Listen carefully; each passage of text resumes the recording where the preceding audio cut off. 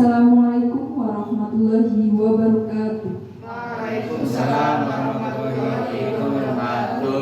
Yang terhormat kepada Ibu Siti Mufakhatun SPD SD selaku Kepala SD Negeri 1 Bumirjo, yang saya hormati peserta diseminasi budaya positif sebagai upaya mewujudkan profil pelajar Pancasila SD Negeri 1 Bumirjo, Kecamatan Puring tahun 2024.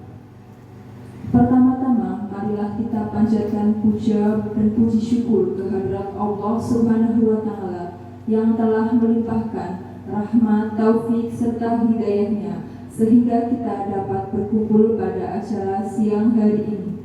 Shalawat serta salam senantiasa tercurahkan kepada junjungan kita Nabi Muhammad SAW yang kita nantikan syafaatnya di dunia dan di akhirat. Allahumma.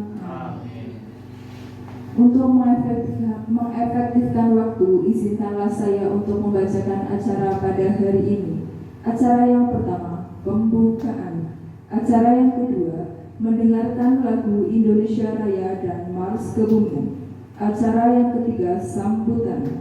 Acara yang keempat, diseminasi budaya positif sebagai upaya mewujudkan profil pelajar Pancasila SD Negeri 1 Bumirjo, Kecamatan Purhi tahun 2024. Acara yang terakhir, penutup. Langsung saja, acara yang pertama yaitu pembukaan. Marilah kita buka acara pada siang hari ini dengan bacaan basmalah bersama-sama. Bismillahirrahmanirrahim. Semoga dengan bacaan basmalah tadi acara pada siang hari ini diberikan kelancaran dan keberkahan. Allahumma Amin. Acara yang kedua yaitu mendengarkan lagu Indonesia Raya dan Mars ke Bumi. Para hadirin dimohon untuk berdiri.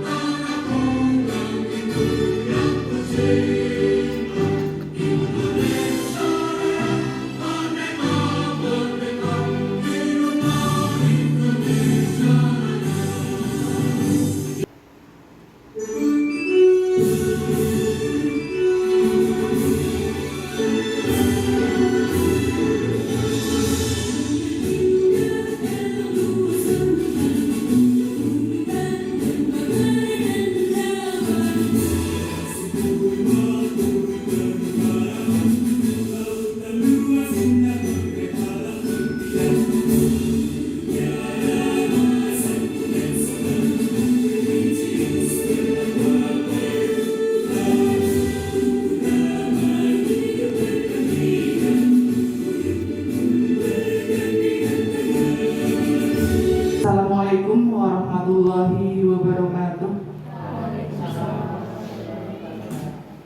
Bismillah, alhamdulillah, wa bihi nasta'inu ala umuri dunya waddin.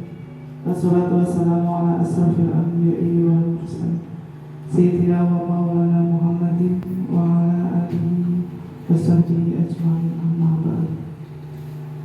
Yang kami hormati Bapak Ibu Guru beserta karyawan SD Negeri 1 Bumirjo, yang kami hormati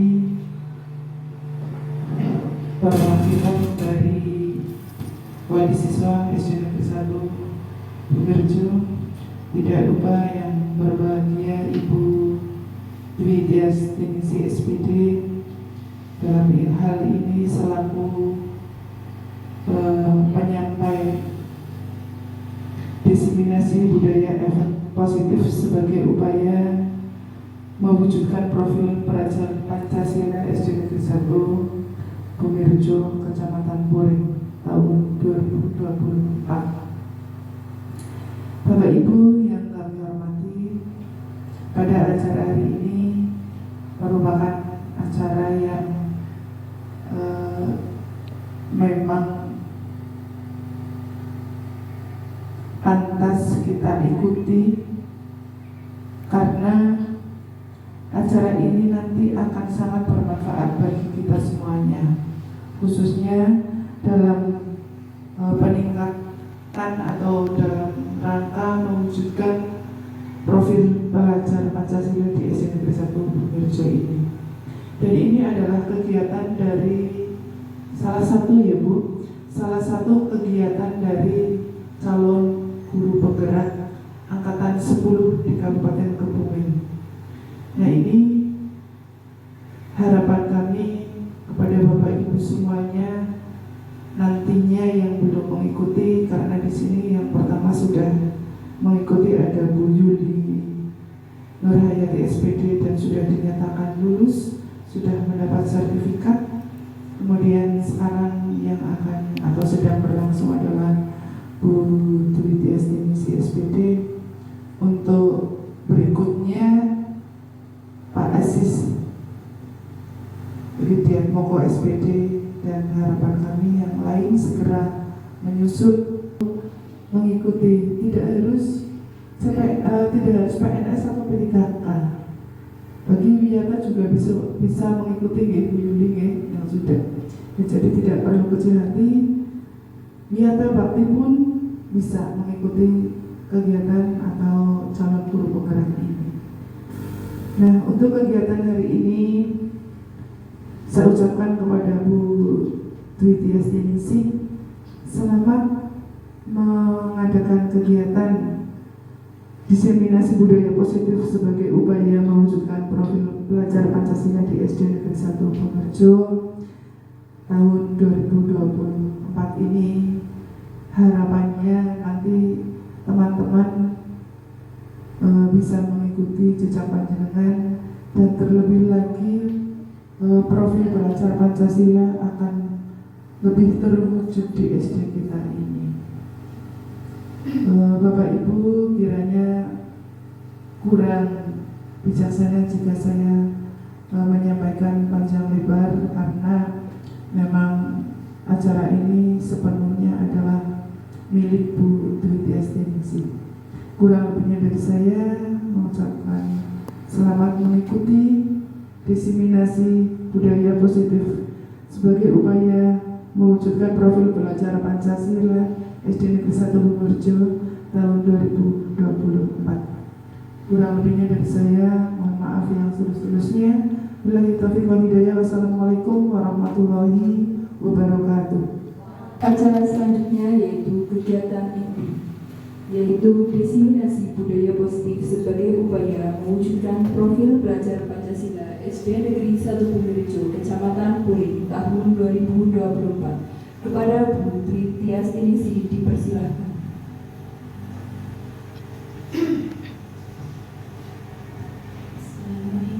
Assalamualaikum warahmatullahi wabarakatuh. Waalaikumsalam warahmatullahi wabarakatuh.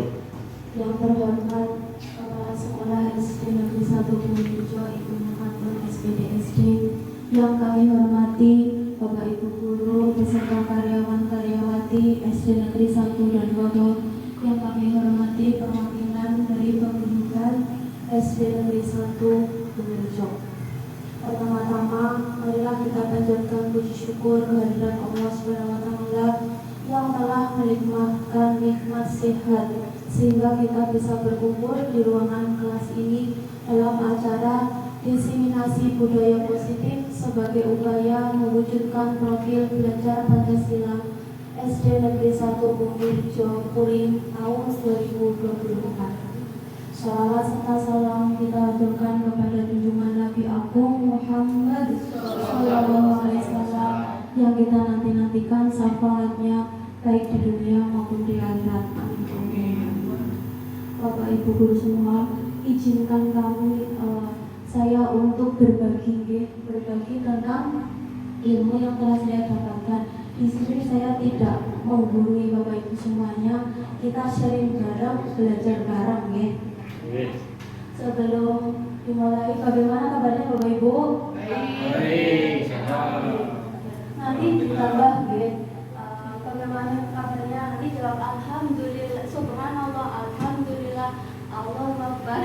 Sehat jasmani, sehat rohani, sehat ekonomi. Oke.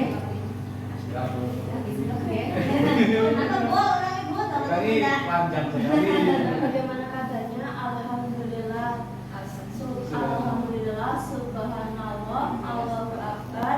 Sehat rohani, sehat jasmani, sehat rohani, sehat ekonomi.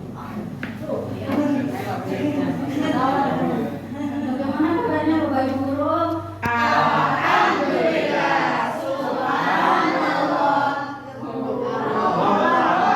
sehat jasmani, sehat rohani, sehat ekonomi. Jadi kita harus sehat jasmani, sehat rohani, juga sehat ekonomi. Setuju Bapak Ibu? Setuju. Di sini izinkan kami untuk berbagi tentang diseminasi budaya positif sebagai upaya mewujudkan profil pelajar Pancasila di SD Negeri 1 Bulujo. Tadi Bapak Ibu sudah dalam kegiatan di kelas, sudah bertemu dengan murid. Nah sekarang mengikuti diseminasi sebelumnya, coba kita hening dulu sebentar.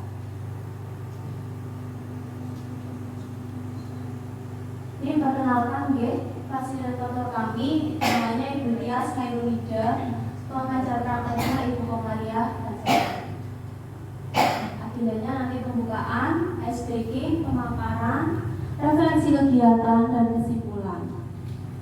Nah, tadi Bapak Ibu sudah penat, sudah menunggu tes. Nah, sekarang kita ingin referensi dulu. Tenangkan pikiran Bapak Ibu semua untuk melihat video ini.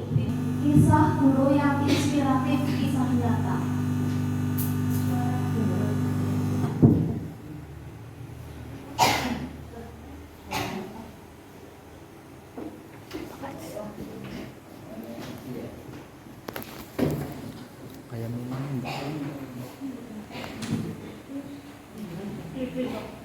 สวัสดีครับอาจารย์ เป็นไงบ้างครับ อาจารย์หายดีแล้ว ผลแรกมันอาจารย์เป็นหมอเหมือนกัน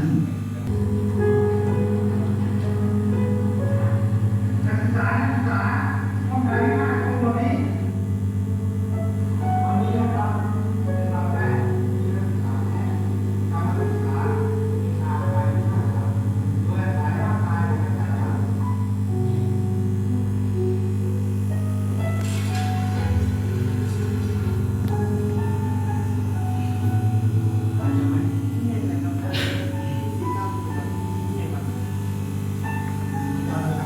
เอาไปสอนหนังสือ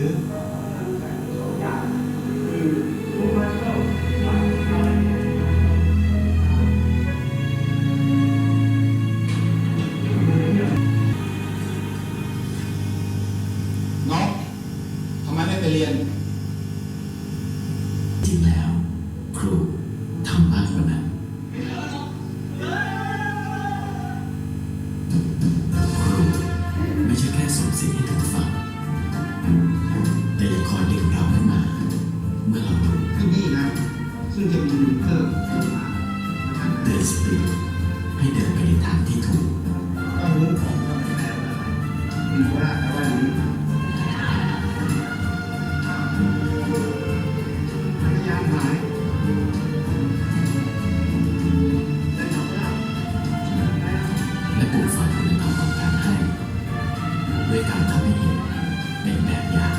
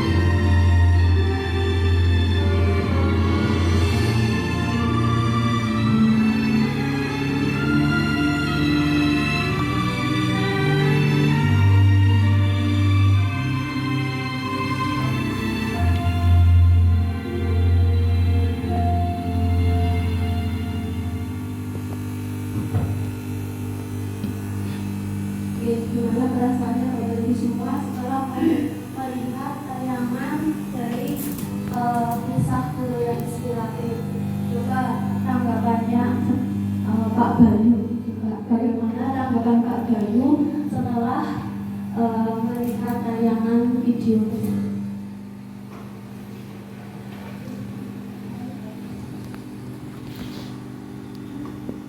Dari yang saya lihat dari video tersebut, saya terharu dengan seorang guru dan muridnya.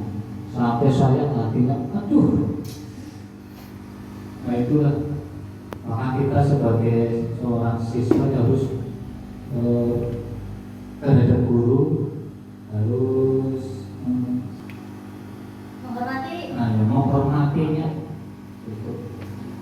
Terima kasih. Terima kasih, tepuk tangan buat Pak Bayu. Betul ya yang dikatakan Pak Bayu, beliau mengatakan bahwa kita sebagai murid itu harus menghormati terhadap guru, dan kita juga sebagai guru itu harus bisa menuntun anak, tidak menuntun ya, tapi bukan menuntut. Jadi kita ingin jadi seorang guru itu yang terkenang sampai akhir hayat kita, terkenang dalam hal kebaikan, seperti yang dilakukan oleh Profesor Kasem. Itu memotivasi dari mahasiswanya yang tadinya sudah mau mogok, tidak mau kuliah, terus disemangati, dimotivasi, akhirnya anak tersebut kuliah, sampai lulus, dan sampai menjadi dokter seperti itu. Lanjut ya. Bapak Ibu guru hebat, mari kita bersama berkolaborasi, saling mendukung demi mewujudkan disiplin positif di sekolah kita tercinta SD Negeri 1 Bumburjo.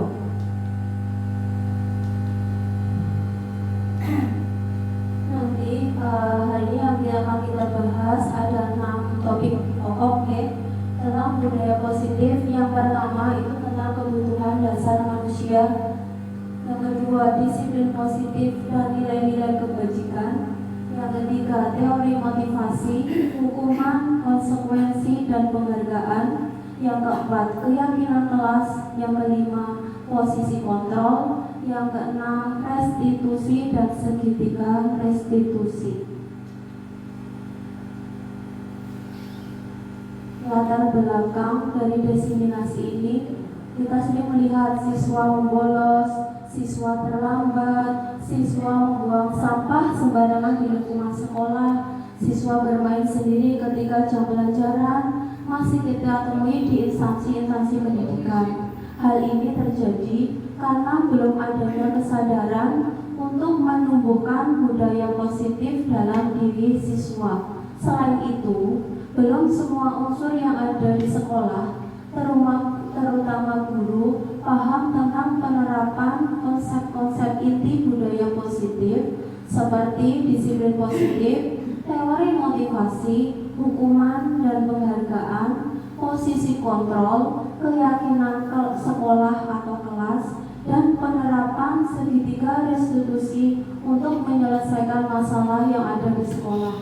Dengan penerapan budaya positif ini diharapkan dapat mewujudkan visi sekolah dan membentuk karakter murid dalam mengimplementasikan nilai-nilai profil pelajar Pancasila. Tujuannya yang pertama, menumbuhkan budaya positif dengan keyakinan kelas, disiplin positif, dan posisi kontrol guru. Yang kedua, mengintegrasikan dan membiasakan murid untuk mengimplementasikan nilai-nilai profil pelajar Pancasila dalam kegiatan sekolah melalui budaya positif. Yang ketiga, menerapkan segitiga restitusi dalam menyelesaikan permasalahan murid. Strategi untuk mewujudkan budaya positif sekolah. Yang pertama, perubahan paradigma stimulus respon menjadi teori kontrol. Yang kedua, konsep disiplin positif. Yang ketiga, keyakinan kelas. Keempat, 5 kebutuhan dasar manusia. Kelima, posisi kontrol. Yang terakhir, restitusi segitiga restitusi. Pembelajaran dengan paradigma baru. Pembelajaran dengan paradigma baru merupakan pembelajaran yang dirancang berdasarkan prinsip pembelajaran berdiferensiasi, sehingga peserta didik belajar sesuai kebutuhannya berdasarkan tahap perkembangan sesuai teori psikologis modern untuk mewujudkan profil pelajar Pancasila. Nah, itu profil pelajar Pancasila kan ada 6, ya. Coba sekarang biar tidak ngantuk, semuanya tolong berdiri, kita nyanyikan profil pelajar Pancasila.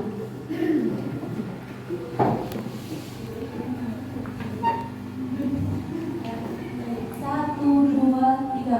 Pelajar Pancasila beriman dan bertakwa pada Tuhan yang esa dan berakhlak mulia, berkebinekaan lokal, gotong royong mandiri, kreatif dan bernalar kritis. Terima kasih. Silakan kembali.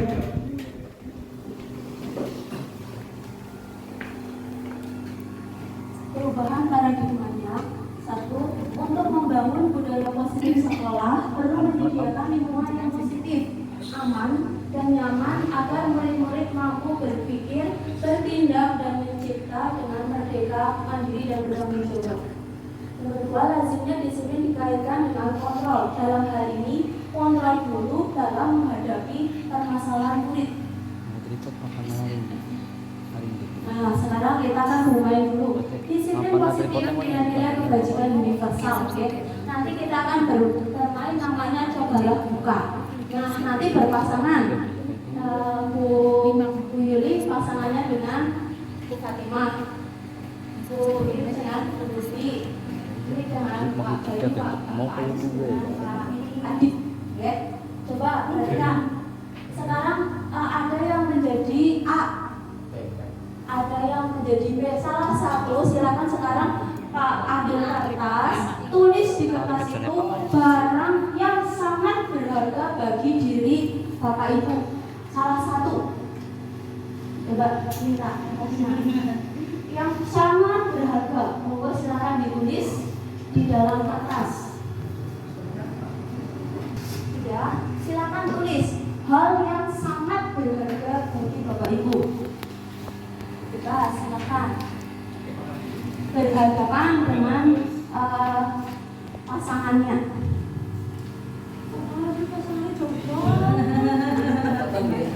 LDR ya Pak, LDR. Jangan sudah, kalau sudah yang megang kertas silakan pegang seerat mungkin, dipegang seerat mungkin. Nah, yang megang kertas hanya satu, ya. Yang megang kertas satu, ya. Nah, yang tidak megang kertas itu membujuk, rayu bagaimana caranya kertas itu bisa dibuka. Silakan, boleh dirayu, boleh ditelitik, boleh saja.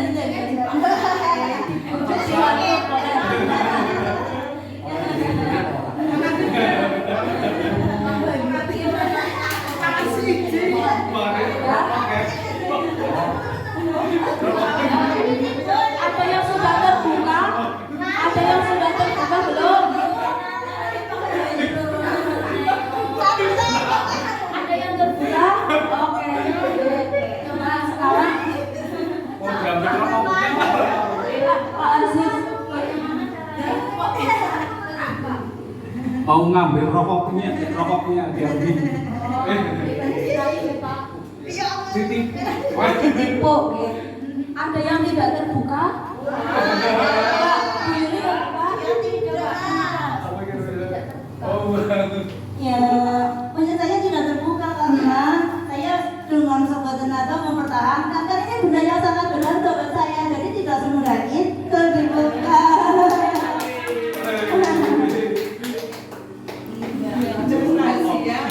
Coba, oke. membuka kepala Anda. Ada yang membuka, nggih? Tadi ada yang membuka dengan tadi resepnya dirayu. Ada yang masih tetap menutup kepala kanan, Bu Yuli, dengan alasan mempertahankan karena itu barang sangat berharga. Nah, sekarang yang ketiga, siapa yang memegang kendali atau kontrol untuk membuka dan menutup kepala kanan? Ayo, siapa? Iya, betul, diri sendiri. Jadi perhatikan, nah yang menjadi kontrol bahwa sesungguhnya itu kita mengolah diri sendiri itu pribadi kita. Kita mau kita buka atau kita nggak boleh buka, ya tergantung kita sendiri. Okay? Kalau itu barang berharga bagi kita, harus bagaimana caranya, meskipun dipaksa, dikritik, dirayu, harus kita pertahankan.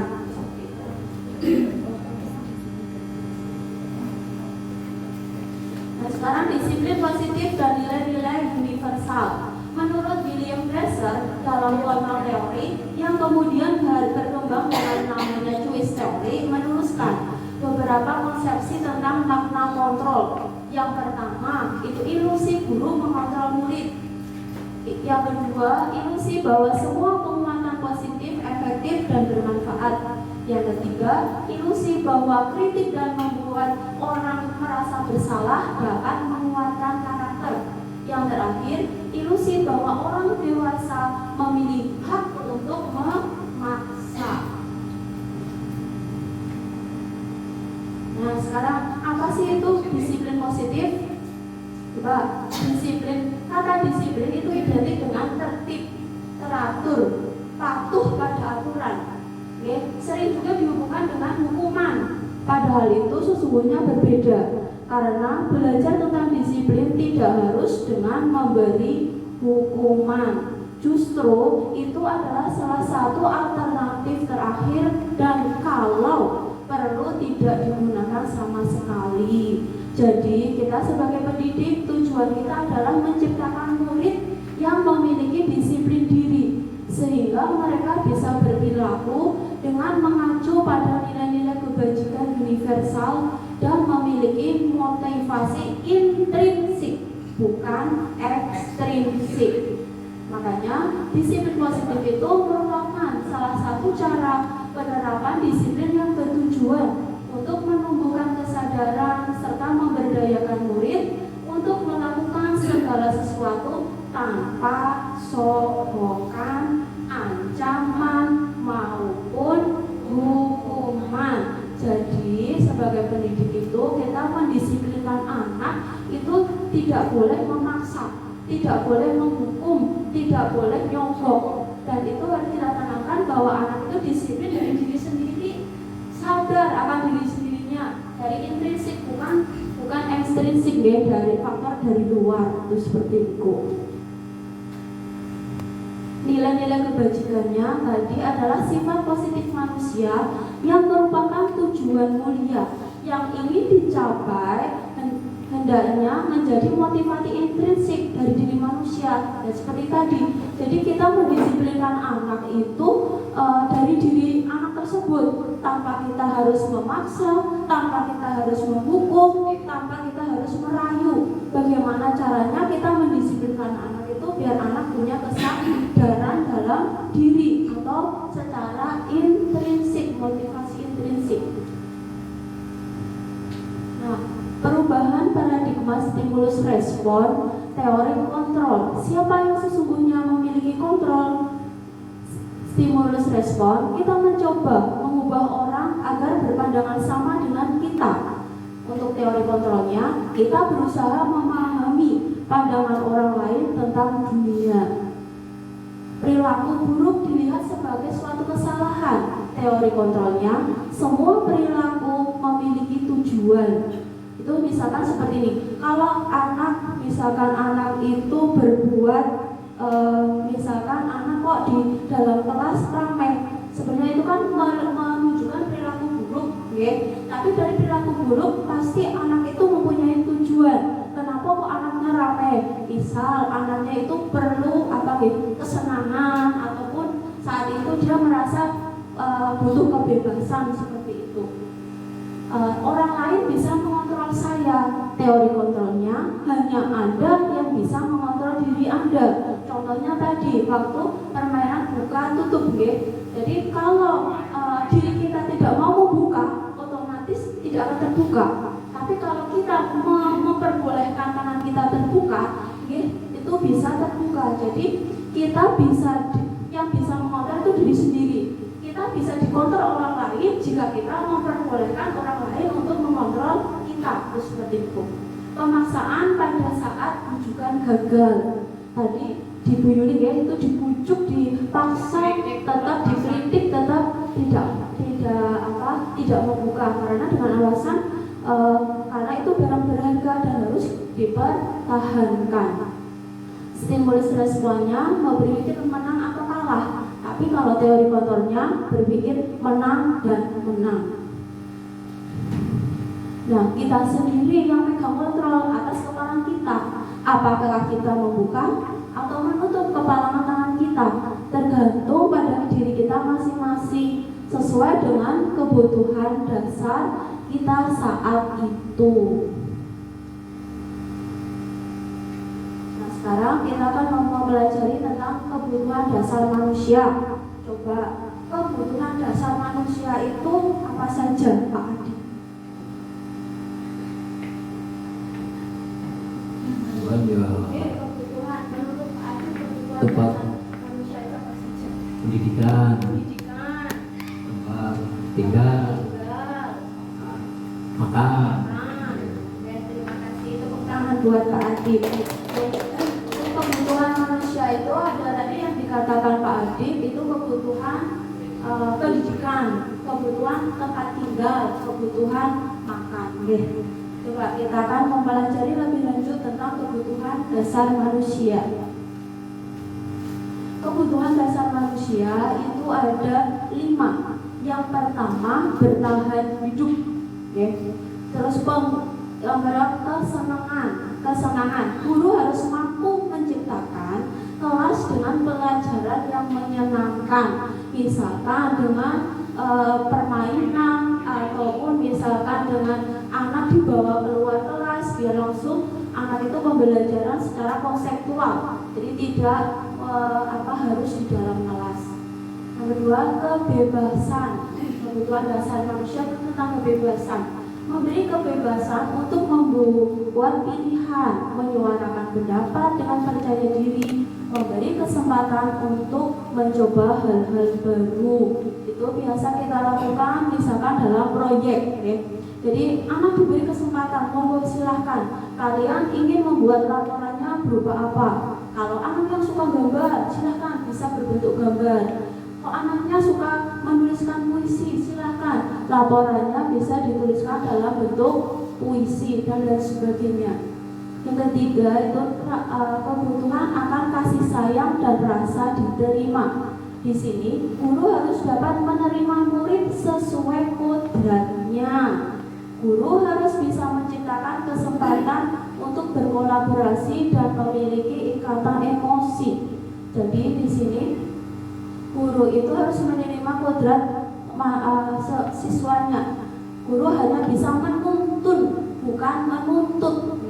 Jadi ibarat kita menanam padi, itu kita hanya bisa membuat padi itu subur. Padi itu bisa menghasilkan padi yang baik, tapi tidak bisa mengubah kodratnya. Misalkan padi kok diubah menjadi jagung, itu tidak bisa.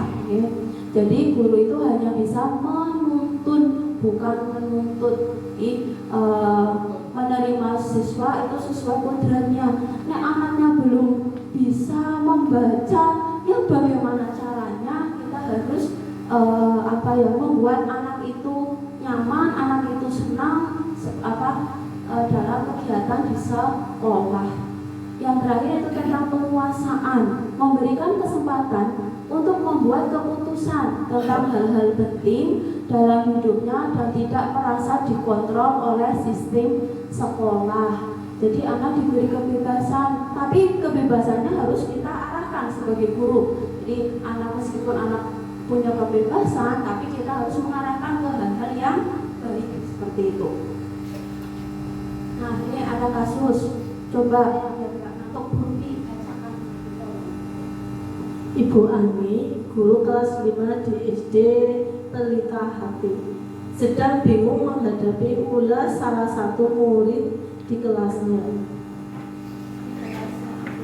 Jelasnya namanya Agus. Beberapa anak telah datang dan mengeluhkan Agus yang sering kali meminta bekal makan siang mereka dengan paksa. Jika Anda menghadapi situasi seperti Ibu Ani, apa yang akan Anda lakukan? Menurut Anda, kira-kira apa alasan Agus melakukan hal itu? Terima kasih Bu Ruby telah membacakan sebuah kasusnya. Ibu Ani guru kelas 5 di SD Pelita Hati sedang bingung menghadapi ulah salah satu murid di kelasnya namanya Agus. Beberapa anak telah datang dan mengeluhkan Agus yang sering kali meminta bekal makan siang mereka dengan paksa. Jika Anda menghadapi situasi seperti Ibu Ani, apa yang Anda lakukan? Menurut Anda, kira-kira apa alasan Agus melakukan hal itu? Mungkin di sekolah kita juga ada kasus seperti itu. Coba untuk tanggapannya Pak Aziz. Kalau Pak Aziz menghadapi masalah seperti itu, Pak Aziz mau melakukan apa?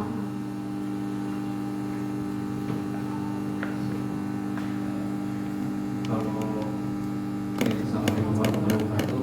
Jika saya melakukan kasus seperti itu meminta bekal secara paksa, yang pertama ya diberi nasihat. Jangan langsung namanya dan sebagainya, diberi nasihat dulu, kemudian ya kita sampaikan bahwa apa yang mereka untuk memaksa teman yang untuk dengan cara mengambil makanan sesuatu bukan perilaku yang baik, karena mengambil secara paksa adalah perbuatan yang seperti itu. Jangan langsung menjelekan anak kemarin dan sebagainya. Kita beri nasihat seperti itu. Terima kasih Pak Aziz. Betul sekali kalau kita ada anak, kita tidak boleh langsung memarahi, tapi kita seperti yang dikatakan oleh Pak Aziz, berarti kita harus menanya dulu anak itu apa alasan anak tersebut melakukan hal itu.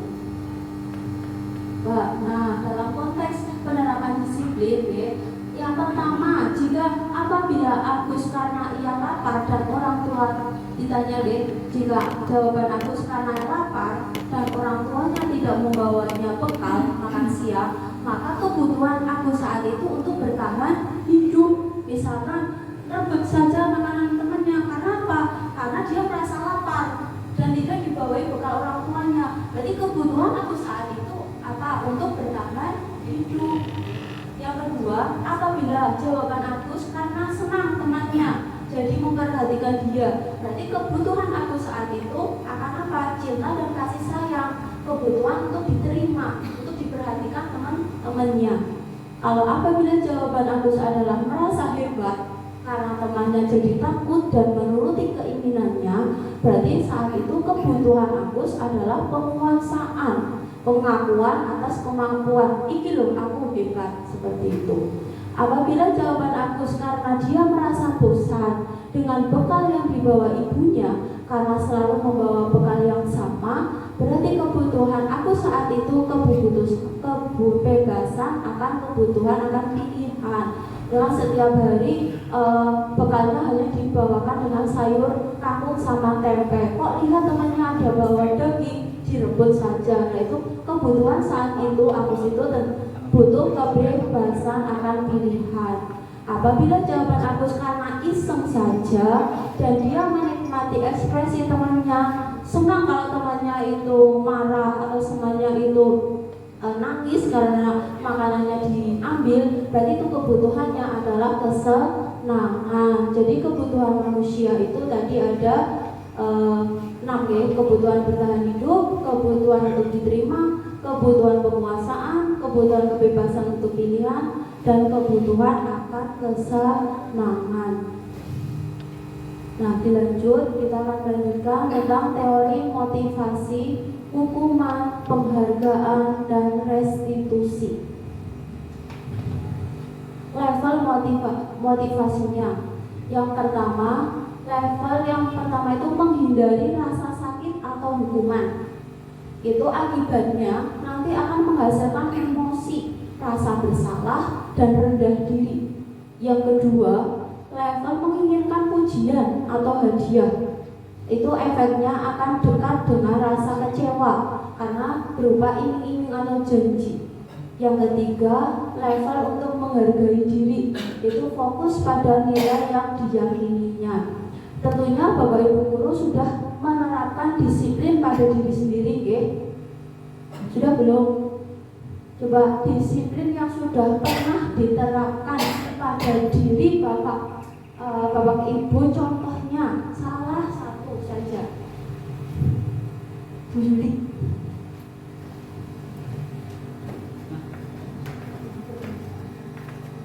Disiplin diri.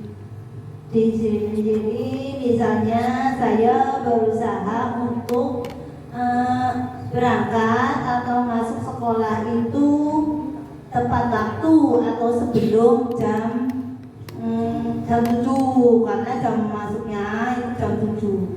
Terus berusaha disiplin masuk kelas. Kalau sudah waktunya masuk kelas, ya kita sebagai guru harus memberi contoh kepada siswanya untuk disiplin seperti itu. Terima kasih Bu Yuli, sungguh lengkap jawabannya. Tepuk tangan buat Bu Yuli. Jadi kita sebagai guru harus punya disiplin terhadap waktu, ya.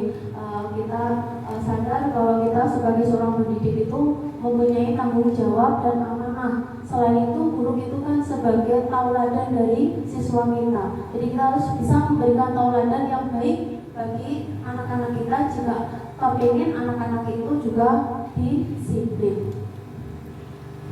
Nah, berarti teori tentang motivasi tentang perilaku manusia. Kalau tadi Bu Yuli untuk disiplin diri, berarti masuknya nanti motivasi internal dari diri. Tapi ada yang nanti kok aku pengen masuk gak sih? Enggak, nanti kan seringkali kalau ibu absen gitu. Oh, kok aku kalau berangkat lebih jam 7 gak bisa absen. Oh, berarti itu masih berangkatnya pagi itu masih motivasi eksternal, bukan dari diri, itu seperti itu. Yang kedua, ingin mendapatkan imbalan, misalkan, wah aku harus makan gasing di alam sama bapak ibu guru ataupun sama kepala sekolah ataupun wali siswa ataupun masyarakat, yaitu itu masih motivasi disiplinnya masih eksternal, bukan dari diri sendiri. Nah, hukuman atau konsekuensi.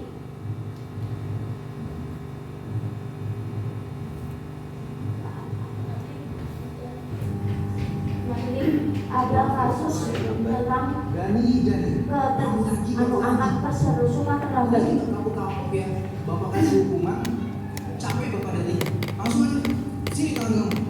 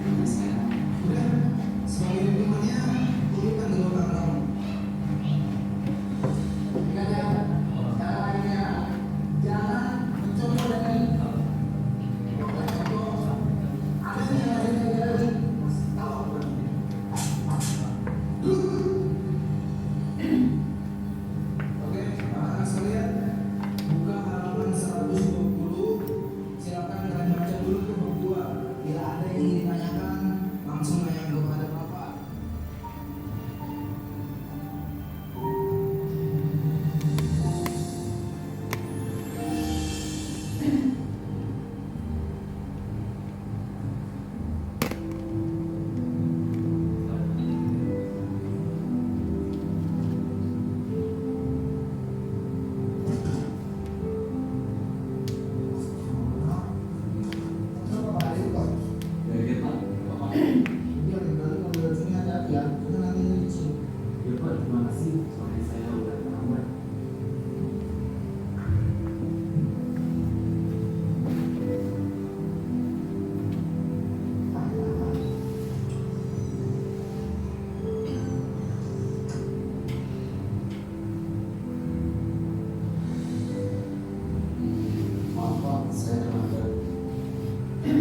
Jadi lagi. Kenapa ya? Kamu ini kok gak bisa jadi anak disiplin seperti yang lainnya? Jadi teman-teman kamu nih yang lain bisa datang tepat waktu. Bahkan ya setengah jam sebelum jam Bapak mulai, mereka sudah datang. Benar, dari dia Bapak gak mau dengar apapun alasan kamu. Kamu tahu kan? Harus apa? Sini, dulu tangan kamu. Dengar ya, kalau kamu masih aja datang terlambat, Bapak nggak akan segan-segan untuk selalu melakukan ini sama kamu setiap hari. Dan ini berlaku untuk semuanya. Gimana ya?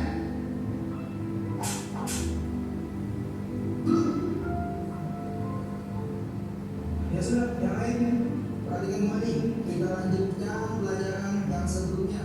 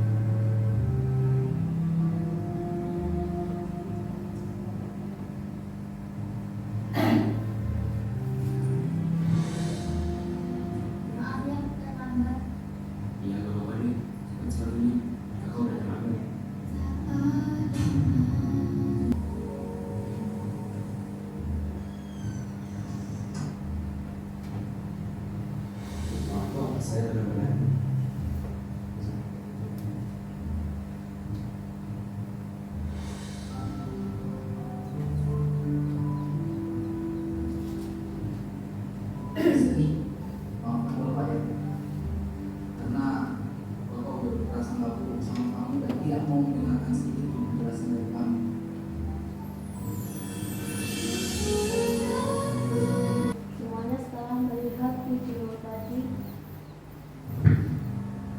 Video sebagai refleksi kita sebagai seorang pendidik, apabila kita menemui permasalahan siswa kita yang terlambat, kita tidak boleh langsung menjustis anak bahwa anak itu tidak baik perilakunya tanpa mendengarkan dengarkan dulu alasannya seperti itu.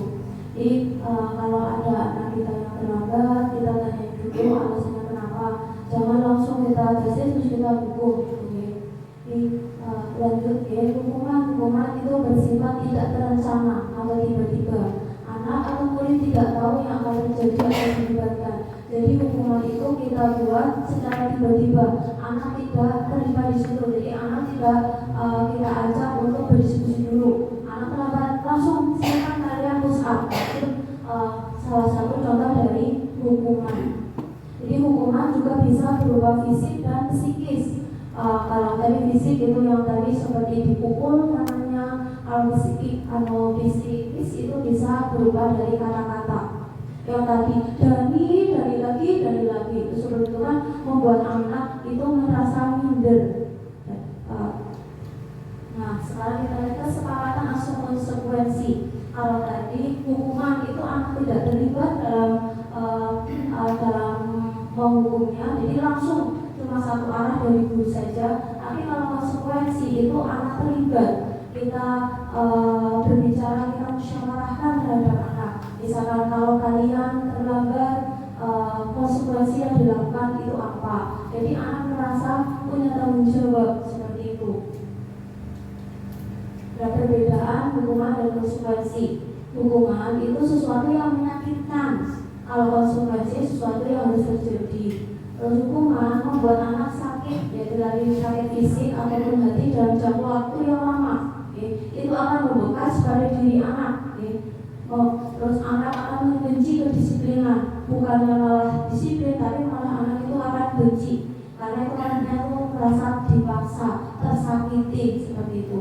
Kalau konsekuensi, anak akan terdorong mudah menyesuaikan diri, juga akan lebih nyaman, lebih mudah untuk mematuhi peraturan yang kita buat bersama, konsekuensi bersama. Nah, tinggalkan dulu, perhatikan. Coba nanti kita jawab bareng-bareng ya.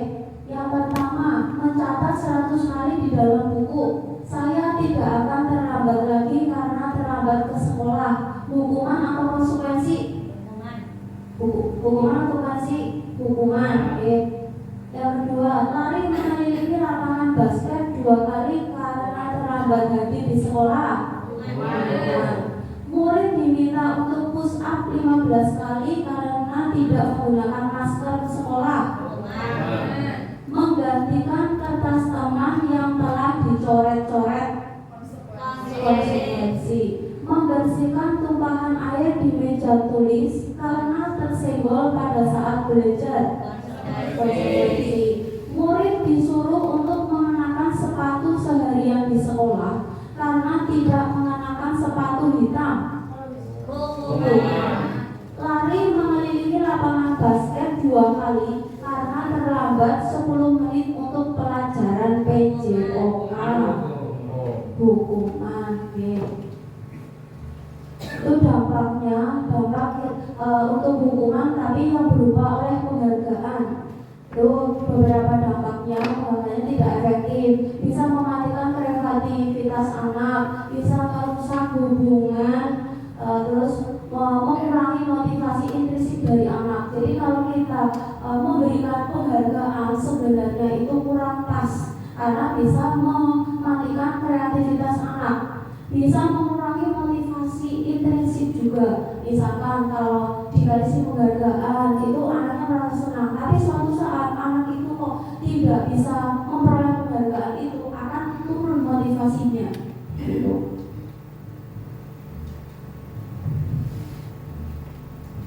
Peraturan dan keyakinan kelas. Keyakinan kelas. Mengapa keyakinan kelas? Mengapa tidak peraturan kelas saja? Mengapa kita memiliki peraturan kelas, misalkan menggunakan helm bila mengendarai kendaraan berdua? Mengapa saat pandemi COVID kita melalui peraturan 3M? Mengapa kita memiliki peraturan harus datang tepat waktu? Itu kan contoh dari peraturan. Kita taati saat itu, ya. Kita taati saat itu. Misalkan mengendarai helm dengan mengendarai motor dengan helm ini saat itu waktu kita mengenakan helm, mau naik motor.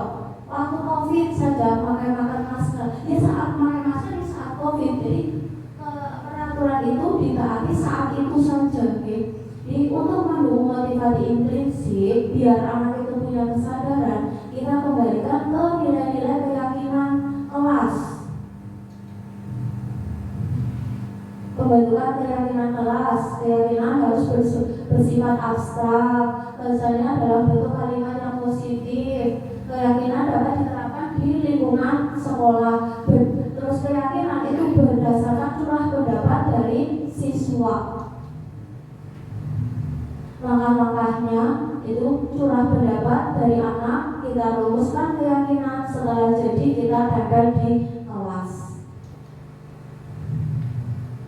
Contoh keyakinannya itu dengan menggunakan bahasa yang positif. Contohnya, selalu bersikap positif, senantiasa menjadi diri yang terbaik, percaya dan menghormati orang lain, senantiasa membantu, yang mengacu pada profil pelajar Pancasila.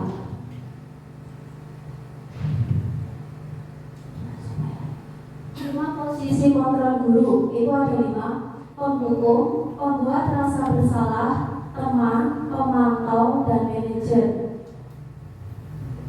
Penghukum itu yang berupa fisik, yang seperti tadi di video, karena ada anak terlambat tanpa harus memperdulikan alasannya langsung dihukum, itu penghukum.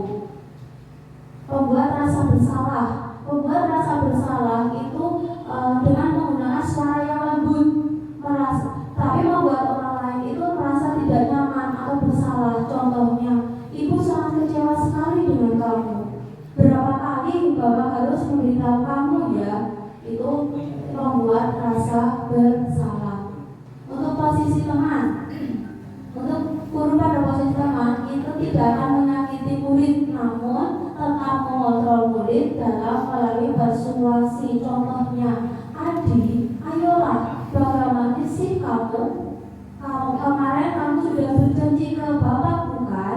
Kenapa terlambat lagi? Nah, itu sebagai teman. Yang sebagai pemantau itu berdasarkan dengan konsekuensi. Contohnya, pertanyaan yang diajukan setelah pemantau, contohnya peraturannya apa? Kenapa kamu terlambat? Sanksi apa konsekuensinya? Itu posisi guru sebagai pemantau. Posisi guru sebagai manajer itu posisi suatu bersama dengan murid, mempersilahkan murid bertanggung jawab perilakunya, mendukung murid agar dapat menemukan solusi dari permasalahannya. Contoh kalimatnya, apa yang kita yakini, kita kembalikan ke keyakinan kelas.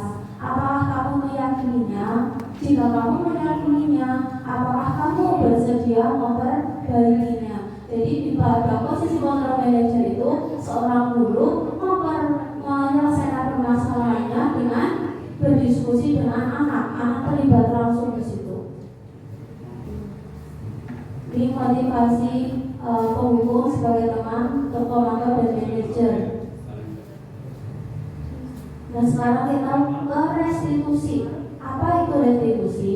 Restitusi adalah proses menciptakan kondisi bagi murid untuk memperbaiki kesalahan mereka sehingga bisa kembali kepada kelompok mereka dengan karakter yang lebih kuat. Restitusi juga merupakan proses kolaborasi yang mengajarkan murid untuk mencari solusi untuk masalah mereka dan membantu berpikir tentang orang seperti apa yang ingin mereka menjadi tujuan mulia dan bagaimana mereka harus memperlakukan orang lain. Ciri-cirinya, yang pertama itu bukan untuk menebus kesalahan, tapi memperbaiki hubungan. Bukan tawaran, bukan paksaan. Tawaran tapi bukan paksaan. Restitusi itu menuntun, bukan menuntut. Dan restitusi mencari kebutuhan dasar yang mendasarinya. Restitusi fokus pada karakter, bukan tindakan. Restitusi mengembalikan murid yang berbuat salah pada kelompoknya. Nah, dari restitusi kita bisa menggunakan penanganannya dengan segitiga restitusi. Jadi dalam kita mempunyai permasalahan dengan anak, kita bisa menyelesaikannya dengan pendekatan segitiga restitusi. Contohnya yang pertama, menstabilkan identitas. Jadi kita menanya kepada anak, kenapa kamu melakukan hal tersebut? Kamu bukan satu-satunya pernah melakukan ini, seperti itu. Terus setelah itu kita validasi kebutuhan. Contohnya kalimatnya, kamu tentu punya alasan mengapa melakukan itu. Adakah cara yang lebih efektif untuk mendapatkan apa yang kamu butuhkan? Jadi saat anak kita tanya, kamu tentu punya alasan mengapa melakukan itu. Dengan pertanyaan seperti itu kan anak akan terbuka. Seperti itu. Jadi dalam posisinya tidak anak menjadi seorang pemberontak. Yang terakhir, kita kembalikan setelah kita tahu kebutuhan anak, kita kembalikan ke keyakinan kelas kita. Kira-kira apa yang akan kita sepakati? Kamu itu ingin menjadi seorang seperti apa? Seperti itu. Jadi kalau misalkan anak kok terlambat, Mas, kamu ingin menjadi seorang seperti apa? Pasti anak jawab, saya ingin disiplin, Bu. Nah, kalau kamu ingin menjadi disiplin, apa yang kamu lakukan? Jadi kan nanti anak akan menjawab dengan sendirinya. Seperti itu. Nah, itu langkah-langkahnya yang tadi, menstabilkan identitas, validasi kebutuhan, terus menanyakan keyakinan. Setelah kita tahu menstabilkan identitas anak, terus kita validasi kebutuhan anak, kita kembalikan keyakinan untuk menyelesaikan masalah yang dihadapi anak tersebut. Nah, sekarang kita sampai ke refleksi kegiatan. Coba perwakilan dari Bapak Ibu Guru untuk merefleksikan kegiatan hari ini. Bu Ati.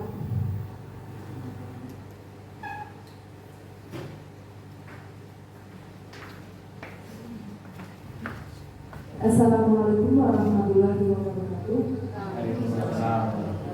Terima kasih atas kesempatannya Bu Dias.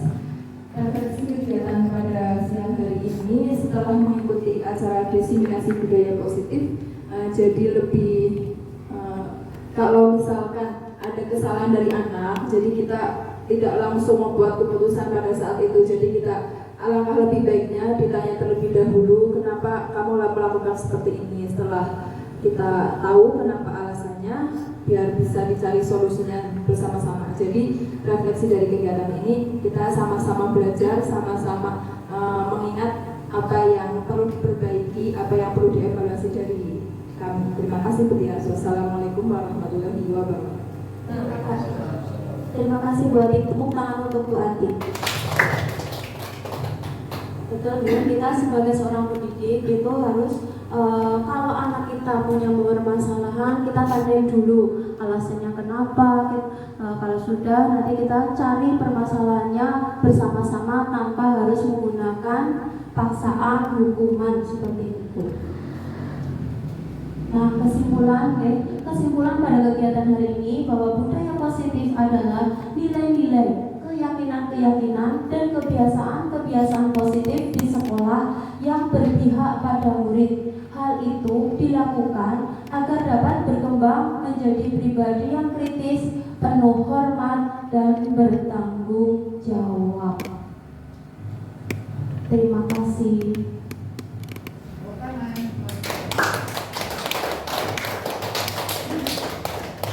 Terima kasih ya kegiatan diseminasi ini. Semoga dengan kegiatan ini bisa kita implementasikan, bisa kita terapkan dalam sekolah kita, dalam mendidik anak didik kita sebagai tauladan yang baik bagi anak didik kita, dalam kita menyelesaikan permasalahan dengan anak.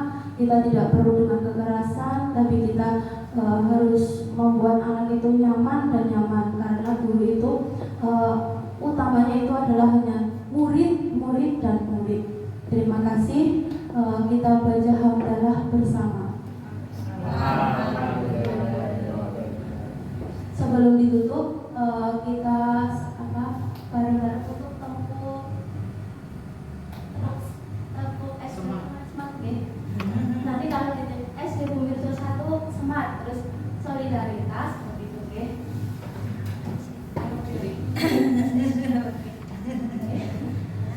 Ya, SD 1 Bumi Rejo, tepuk semangat.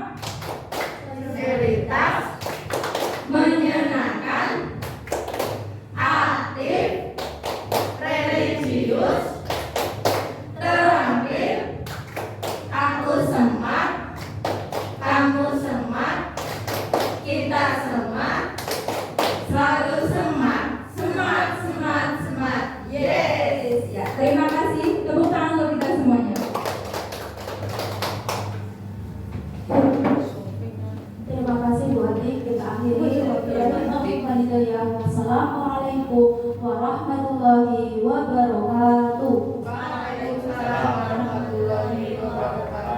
Waktu dan tempat saya kembalikan ke Bapak. Bias yang telah menyampaikan materi pada siang hari ini. Begitu sangat menarik nih Bapak Ibu materinya. Ya, dari saya pribadi sebagai moderator, apabila dari awal sampai akhir banyak salah, saya mohon maaf. Dan jika ada kesempurnaan itu pasti datangnya dari Allah. Terima kasih. Wallahul muwaffiq ila aqwamit thoriq. Wassalamualaikum warahmatullahi wabarakatuh. Waalaikumsalam warahmatullahi wabarakatuh. Tepuk tangan untuk kita semua dan sudah membantu.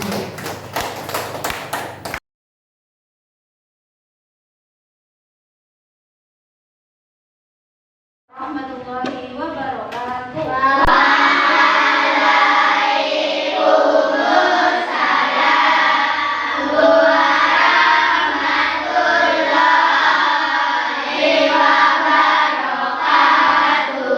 Bagaimana kabarnya anak-anak hari ini?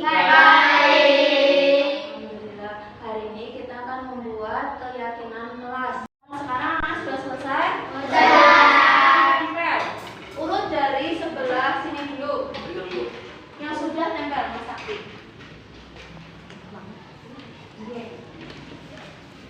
Yuk lanjut. Lanjut.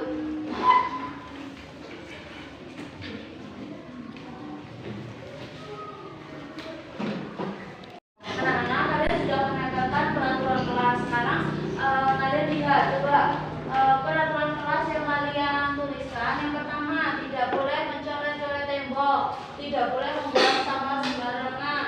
Masuk boleh, tidak boleh. Itu kan kalimatnya kalimat negatif, nggih. Kita bilang tidak boleh. Nah, kita akan mengubah ke keyakinan kelas berupa kalimat yang positif.